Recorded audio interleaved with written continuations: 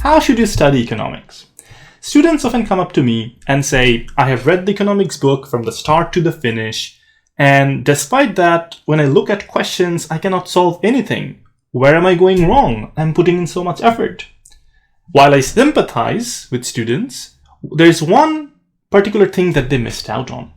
Economics is a logic-based subject. It's in some sense sort of like studying math. When you're studying math, I highly doubt you're reading through the entire math textbook. You're reading about the particular concept and then trying to apply it, doing many practice questions. Economics is just like that. Just by reading about a concept won't give you much understanding. What you need to do is sort of dive deep in and ask questions. Why is it like this? Why is it not like that? And once you find the answers to those questions, the model will seem clearer. In some sense, it's like an iceberg. What you see presented on a textbook is just the tip of it, but there are many underlying things that are happening in the model that may not be as obvious. So to really get deep into that, you need to sort of start asking questions. When will this graph shift? Why does it shift? Why is it shaped like that?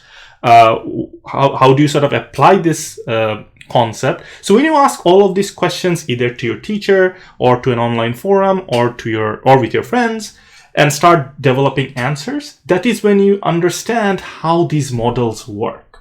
And one of the best ways of sort of generating these questions and understanding an economics concept is to do a lot of practice questions. Because when you do those questions, and in AP Economics level, really they are going to not give you very straightforward ones. They will ask you questions that sort of tweak some things, perhaps change one thing or the other, and that would mean the model that you've seen doesn't apply directly. You have to tweak some things around it. So that is sort of why when you do practice questions, your understanding of the topics gets challenged. So compare that to a student who hasn't done all of this thinking and haven't really asked many questions about the models they've been taught. They will sort of find themselves lost, and that is sort of what happens a lot. So if you're trying to study economics, keep this in mind.